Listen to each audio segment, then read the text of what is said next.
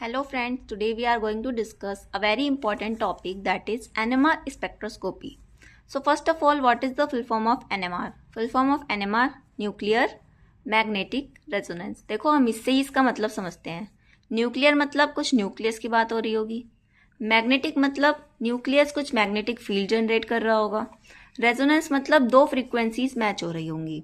तो देखो NMR is an most versatile and important technique use for structural determination of an organic molecule. हम किसी भी organic molecule का स्ट्रक्चर डिटरमाइन कर सकते हैं NMR की हेल्प से। We know that protons are present in the nuclei and proton shows spin movement. हमें पता है कि जो न्यूक्लियस होता है उसके अंदर प्रोटॉन्स प्रेजेंट होते हैं और ये जो प्रोटॉन्स हैं अपनी एक्सिस पे स्पिन करते रहते हैं, that is proton spin on their own axis. Due to this spin a magnetic field generates around the proton. इस स्पिनिंग की वजह से प्रोटॉन के अराउंड एक मैग्नेटिक फील्ड डेवलप हो जाती है। Hence protons act as a small magnet. तो ये जो प्रोटॉन्स हैं ये छोटी मैग्नेट की तरह बिहेव करने लगते हैं। ड्यू टू इलेक्ट्रोमैग्नेटिक रेडिएशन की वजह से resonance in this small magnet, इस छोटी सी मैग्नेट मतलब प्रोटॉन में थोड़ा भी रेजोनेंस होगा, takes place and study of this is known as NMR spectroscopy. और जब हम इस प्रोटॉन्स को स्मॉल मैग्नेट की तरफ पढ़ते हैं तो उसी की स्टडी को बोला जाता है NMR spectroscopy. The other name for NMR spectroscopy is radio wave spectroscopy. इसका दूसरा नाम है radio wave spectroscopy. Since here radio waves are use for structural determination, क्योंकि यहाँ पर हम रेडियो वेव्स का यूज करते हैं स्ट्रक्चरल डिटर्मिनेशन के लिए।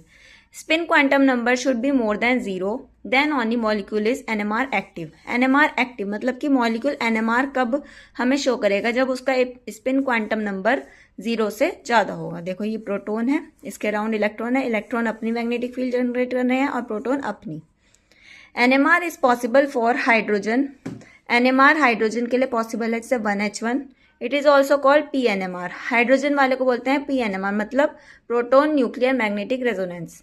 If we are talking about carbon, अगर हम कार्बन की बात करेंगे तब उसको बोला जाएगा CNMR मतलब कार्बन न्यूक्लियर मैग्नेटिक रेजोनेंस। देखो यहाँ मैंने लिखा है, अभी इसको आगे पढ़ेंगे।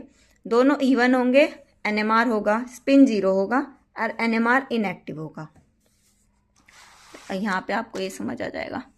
देखो NMR एक्टिव न्यूक्लियाई कौन से हैं, जिनके एटॉमिक मास ऑड होंगे, एटॉमिक नंबर भी ऑड होंगे, जैसे 1H1। एटॉमिक मास इवन होगा, एटॉमिक नंबर ऑड होगा, जैसे 14 and 7। एटॉमिक मास ऑड होगा, एटॉमिक नंबर इवन होगा, जैसे 13C6। तो ये सब NMR एक्टिव हैं।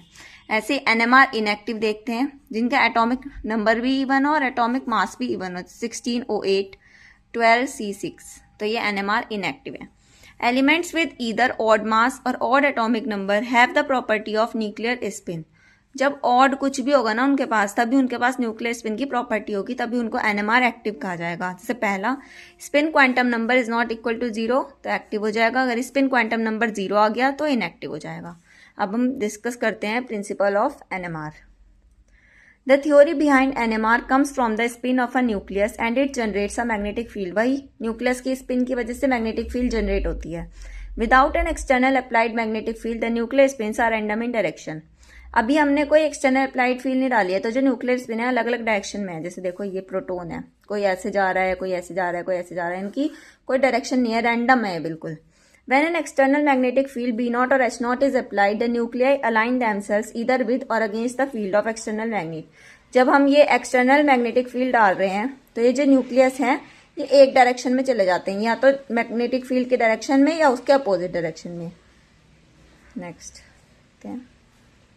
If radio frequency is applied and energy transfer delta E is possible between ground state to excited state only when the radio frequency energy matches the energy difference। हमने radio frequency डाली इसके ऊपर, तो energy transfer होगा ground state से excited state पे सिर्फ तभी जब एनर्जीज मैच हो जाएंगी, एनर्जी डिफरेंस से एनर्जी मैच हो जाएगी।